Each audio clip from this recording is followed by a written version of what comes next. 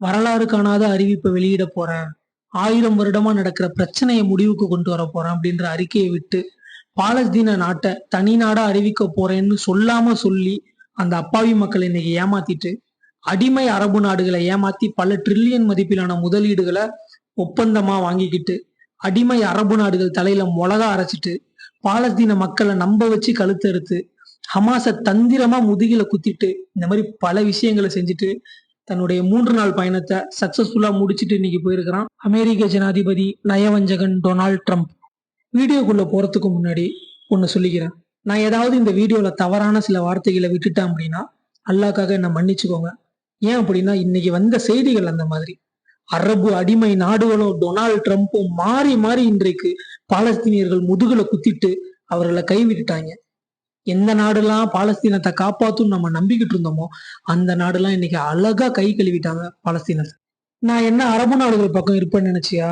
என் விசுவாசம் என்னைக்குமே இஸ்ரேலுக்கு தாண்டா அப்படின்னு சொல்லாமல் சொல்லிட்டு போயிட்டாரு நயவஞ்சகன் டொனால்ட் ட்ரம்ப். சோ என்னதான் இந்த 3 நாள் அரபு நாடுகள் பயணத்துல டொனால்ட் ட்ரம்ப் அறுத்து கிழிச்சான் அப்படின்றத இந்த வீடியோல பார்க்கலாம். வீடியோக்குள்ள போறதுக்கு முன்னாடி நம்ம சேனலை சப்ஸ்கிரைப் பண்ணாதவங்க பண்ணிக்கோங்க. தொடர்ந்து உண்மை தகவல்களை தெரிந்து கொள்ளுங்க. வாங்க வீடியோக்குள்ள போகலாம். ஓரிரு வாரத்திற்கு முன்னாடி டொனால்ட் ட்ரம்ப் ஒரு அறிக்கை வெளியிட்டிருந்தான். சவுதி, கத்தார், யுஏஇ இந்த 3 அரபு அடிமை நாடுகளுக்கும் சுற்றுலா பயணம் மேற்கொள்ள இருக்கிறேன், அங்க வச்சு வரலாறு காணாத அறிவிப்பை வெளியிட இருக்கிறேன்னு மாதிரி சொன்னான். இங்கதான் உலக முஸ்லிம்களுக்கு, உலக நாடுகளுக்கு, அரபு அடிமை நாடுகளுக்கு எல்லாருக்குமே ஒரு ட்விஸ்ட் ஒண்ணு வச்சான். அந்த வரலாறு காணாத அறிவிப்பை நான் அந்த பயணத்துலதான் சொல்லுவேன் அப்படின்ற மாதிரி சொல்லிட்டான். ஆனா அதை பத்தி என்ன ஏதுன்றத முழுசா அவன் சொல்லவே இல்லை.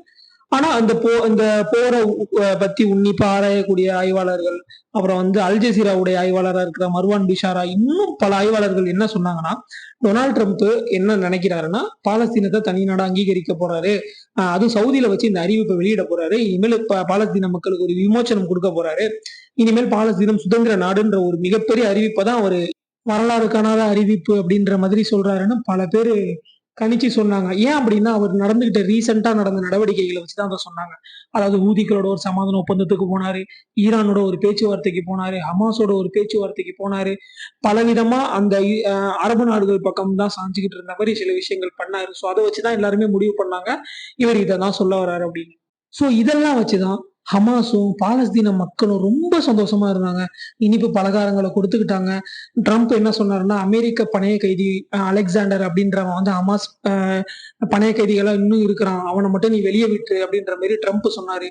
ஸோ ஹமாஸுமே என்ன பண்ணாங்க, ஸோ இவர் நமக்கு சுதந்திரம் கொடுக்குற இந்த நிலைமையில இருக்கிறாரு, இந்த நிலைமையில நம்ம அவருக்கு சாதகமா நடந்துக்கணும்ன்ற மாதிரி ஹமாஸின் கைவசம் இருந்த அமெரிக்க பணைய கைதியான அலெக்சாண்டர் என்ற ஒரு முக்கியமான பணைய கைதி. நான் ஏன் முக்கியமான பணைய கைதின்னு சொல்றேன்னா, இவர் அமெரிக்காவை சேர்ந்தவர். அங்க மீதி இருக்கிறவங்க எல்லாருமே இஸ்ரேலை சேர்ந்தவங்க தான். இஸ்ரேல் மக்கள் செத்தாலும் பிரச்சனை இல்லை. ஆனா அமெரிக்க பணைய கைதி செத்துட்டான்னா அது ட்ரம்ப்புக்கு ஒரு பெரிய அசிங்கம், அப்புறம் இஸ்ரேலுக்கு ஒரு மிகப்பெரிய இழப்பு. இது எல்லாத்தையும் வச்சுதான் நேக்கா என்ன பண்ணாருன்னா டொனால்ட் ட்ரம்ப் அழகா கை நகர்த்தினாரு. தன்னுடைய நரி தந்திரத்தை காமிச்சு அழகா ஹமாஸ் கிட்ட இருந்து அதை வாங்கினாரு. சரி, ஹமாஸ் என்ன நினைச்சாங்க, சரி நம்ம நாடு தான் சுதந்திர நாடு அறிவிக்க போறோம்ல, சோ நம்ம இப்ப கொடுத்துருவோம், அவருக்கு ஃபேவரா நடந்து போன்ற மாதிரி அந்த அப்பாவி அந்த மக்களுமே இவருக்கு சாதகமா நடந்துகிட்டாங்க.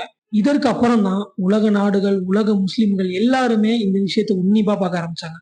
அதே மாதிரி முதல் நாள் பயணமா போனாரு. முதல் அடிமை நாடா இருக்கிற சவுதிக்கு போனாரு. போன உடனே எரிசக்தி சம்பந்தமான ஒப்பந்தங்களை பண்ணாரு, பாதுகாப்பு தொடர்பான ஒப்பந்தங்கள், அப்புறம் ராணுவ ஆயுதங்கள், சுரங்கங்கள் மற்றும் கனிம வளங்கள், அப்புறம் ஆர்டிபிஷியல் இன்டெலிஜென்ஸ் தொடர்பான ஒப்பந்தங்கள் எல்லாத்தையுமே பண்ணாரு. மொத்தமா $600 பில்லியன் ஒப்பந்தங்கள் முதலீடா அமெரிக்காவுக்கு கொடுக்கப்பட்டிருக்குது. 600 பில்லியன்றது நம்ம எப்படி பார்க்கணும்னா, இப்ப காசால ஒட்டுமொத்த இடங்களும் அழிக்கப்பட்டிருக்குது, ஒட்டுமொத்த நாடும் அழிக்கப்பட்டிருக்குது. இப்ப இந்த காசாவை மறுபடியும் மீள் கட்டமைப்பு செய்யணும், அங்க வீடுகள் அமைக்கணும், ஹாஸ்பிட்டல்கள் கட்டணும் அப்படின்னா அங்க எவ்வளவு செலவாகும் அப்படின்னா 60 பில்லியன் செலவாகும் அப்படின்ற மாதிரி சொல்றாங்க. ஆனா இங்க இவங்க எவ்வளவு முதலீடு பண்ணிருக்கிறாங்க அப்படின்னா 600 பில்லியன். 60 பில்லியன் எங்க இருக்கு, 600 பில்லியன் எங்க இருக்கு. சோ இவ்வளவு பெரிய தொகைய அமெரிக்காவுக்கு முதலீடா பண்ணிருக்கிறாங்க சவுதி. சரி, நீ இதெல்லாம் பண்ணிட்டு போ, அது விஷயம் இல்ல. ஆனா இவன் ஒரு அறிவிப்பை வெளியிட போறேன்னு சொன்னானே, அதை அறிவிச்சானான்னு கேட்டீங்கன்னா இல்ல.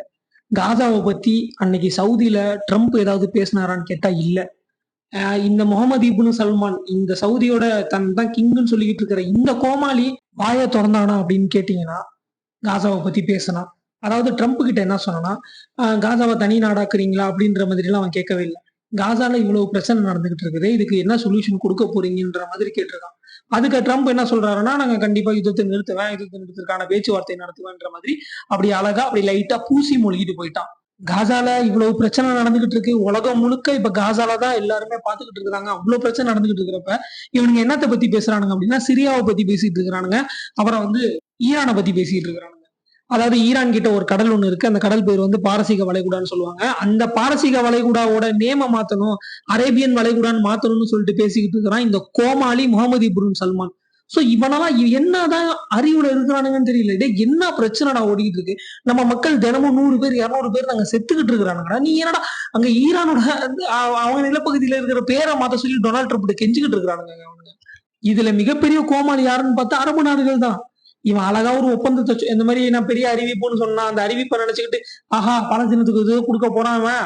சோ இவனுக்கு நம்ம நிறைய விஷயம் பண்ணணும், நல்லது பண்ணணும்னு சொல்லிட்டு இவங்க 600 பில்லியனுக்கு பண்ணி வச்சிருக்கிறானுங்களா, இவன் அழகா தூக்கி எல்லாருக்கும் வாயில வச்சுட்டு போயிட்டான். சோ முதல் கோமாளி நாடா இருக்கிற சவுதி இன்னைக்கு மிகப்பெரிய ஜோக்கரா இருக்குது டொனால்ட் ட்ரம்ப்கிட்ட. சோ முதல் நாளே காசா தொடர்பான எந்த ஒரு சாட்டிஸ்பிகேஷனான எந்த ஒரு நியூஸ்மே வரல. அடுத்து 2வது நாள்ல 2வது அடிமை நாடா இருக்கிற கத்தாருக்கு போனான். கத்தாருக்கு போயிட்டு 1.2 ட்ரில்லியன், சவுதியாவது 600 பில்லியன் பண்ணான், இவன் 1.2 ட்ரில்லியன் போயிட்டான். அதாவது சவுதி பண்ணதை விட 2 மடங்கு முதலீட்ட அமெரிக்காட்ட இன்னைக்கு காசு கொடுத்து பண்ணி வச்சிருக்கிறான் இந்த கத்தார் அடிமை. மேலதிகமா 400 மில்லியன் மதிப்புள்ள ஒரு விமானத்தையும் டொனால்ட் ட்ரம்புக்கு பரிசு கொடுத்திருக்கிறான். பாத்தீங்களா, உலக மகா கோமாளிகளா இருக்கிறானுங்க இவனுங்க தெளிவா இருக்கிறானுங்களா, கோமாளிகளா இருக்கிறான் புரியல. ஏண்டா அங்க ஒரு நாடை அழிச்சு வச்சிருக்கிறானுங்களா, அந்த மக்கள் எல்லாத்தையும் தினந்தோறும் கொண்டுகிட்டு இருக்கானுங்கடா. பங்கர் பஸ்டர் பம்பிட்டு டேய் உங்க வீட்டுல உள்ள சின்ன சின்ன குழந்தைங்களை மாதிரி தான் அங்கேயும் இருக்குது, அந்த குழந்தைங்களை கொண்டுகிட்டு இருக்கிறானுங்கடா. இதுல முழுக்க காரணமே அமெரிக்கா தான்டா. இன்னைக்கு அவன் சுயரூபம் எல்லாருக்கும் தெரிஞ்சிருச்சு. அவனுக்கு போய் இவ்வளவு உதவி பண்ணிட்டு இருக்கிறீங்க எல்லாருமே. அவன் நாட்டுல முதலீடு செய்யறதே தப்பு. இதுல 400 மில்லியனுக்கு ஒரு விமானத்தை பரிசீலிப்பு கொடுத்துருக்கிறான் இந்த பெரிய கோமாளி கத்தாரு. அப்புறம் கத்தாரோட நடத்தப்பட்ட இந்த ஒப்பந்தங்கள்ல அதுல என்ன இருக்கு அப்படின்னா, 210 போயிங் விமானங்களை அமெரிக்கா கிட்ட இருந்து வாங்க போறாங்க. அது இல்லாம நிறைய ட்ரோன்களை வாங்குறாங்க. MQ-9 வகையான ட்ரோன்களை வாங்குறாங்க. விமானத்துக்கு தேவையான பார்ட்ஸ் அதிகமா வாங்குறாங்க. சோ இதே மாதிரி நிறைய விஷயங்களை இந்த 1.2 ட்ரில்லியனுக்கு கத்தார் வந்து முதலீடு பண்ணியிருக்கிறாங்க அமெரிக்கா கிட்ட.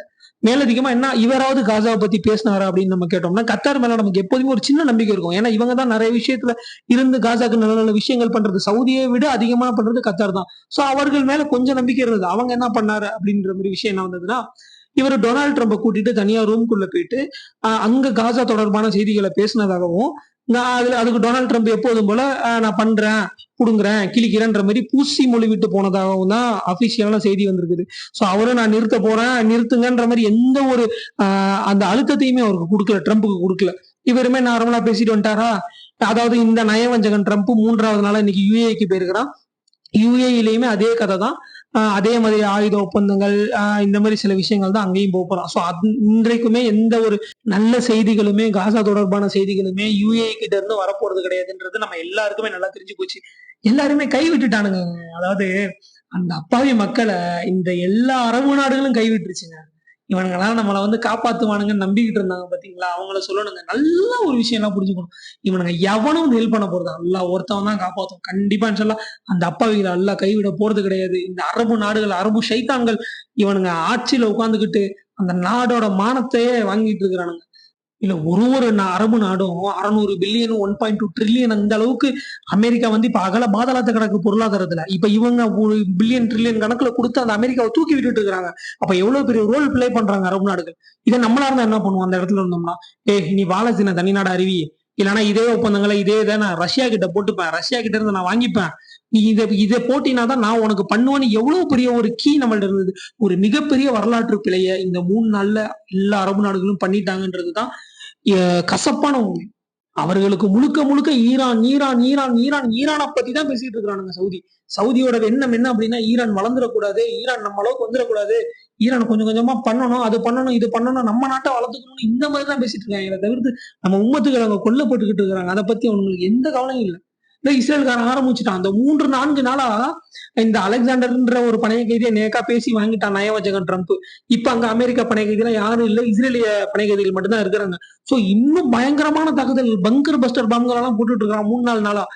இந்த 3ல இருந்து இந்த 4 நாள்ல மட்டும் கிட்டத்தட்ட 350 பேர் கொல்லப்பட்டு இருக்காங்க. எல்லாமே சின்ன சின்ன குழந்தைங்க.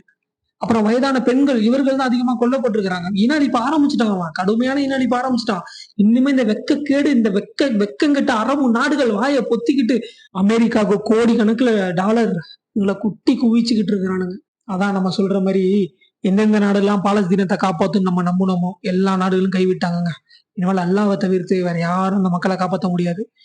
எல்லாருமே ஈரான் தலையோடய நிக்கிறானுங்க. சவுதி எல்லாருமே ஈரான்ன்ற ஒரு நாடு தான் பாலஸ்தீனத்திற்கு ஆதரவா அடிக்கடி தாக்குதல்களை நடத்திக்கிட்டு இருக்கு. இப்ப அந்த நாட்டையும் ஒதுக்கணும், ஓரம் கட்டணும் ஃபுல்லா டார்கெட் பண்ணிருக்கிறானுங்க இந்த அமெரிக்கா, கத்தார், யுஎஸ்ஏ எல்லாரும் சேர்ந்து. எல்லா கொடுமையும் நல்லா பார்த்துக்கிட்டு தான் இருக்கிறான்.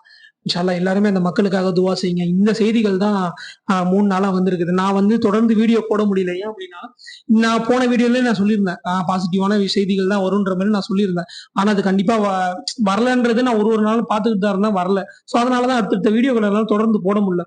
இந்த 3 நாள் முடிஞ்சதுக்கு அப்புறம் என்னதான் நியூஸ் வருது, பாலஸ்தீனத்துக்கு ஆதரவா வருதான்றதை பார்த்துட்டு போடலாம் நான் காத்துக்கிட்டு தான் இருந்தேன். அந்த மாதிரி ஒரு நல்ல விஷயமும் வரல. நல்லா டொனால்ட் ட்ரம்ப் எல்லாரையும் வச்சு உலக அரைச்சிட்டான். அழகா காயை நவர்த்தி அவனுக்கு தேவையான எல்லா பிசினஸையுமே பண்ணிக்கிட்டான். எல்லா அரபு நாடுகளும் பாலஸ்தீனத்தை கைவிட்டுட்டாங்க. சோ எது எப்படி போனாலும் அல்லா கைவிட மாட்டான். எல்லாம் அந்த மக்களுக்காக துவா செய்யுங்க. அல்லா கிட்ட தினமும் தொழுது துவா செய்யுங்க. பாலஸ்தீனம் வெற்றி பெற வேண்டும், பாலஸ்தீனம் சுதந்திரம் அடைய வேண்டும். அந்த மக்களும் நம்மளை போல நிம்மதியான ஒரு வாழ்க்கையை வாழணும். இன்ஷா அல்லாஹ். நம்முடைய சேனலை சப்ஸ்கிரைப் பண்ணாதவங்க பண்ணிக்கோங்க. தொடர்ந்து உண்மை தகவல்களை தெரிந்து கொள்ளுங்க. மேலதிகமா என்ன நடக்குதுன்றதை அடுத்த காணொலியில உங்களை சந்திக்கிறேன். அஸ்ஸலாமு அலைக்கும் வரஹ்மத்துல்லாஹி வபரகாத்துஹு.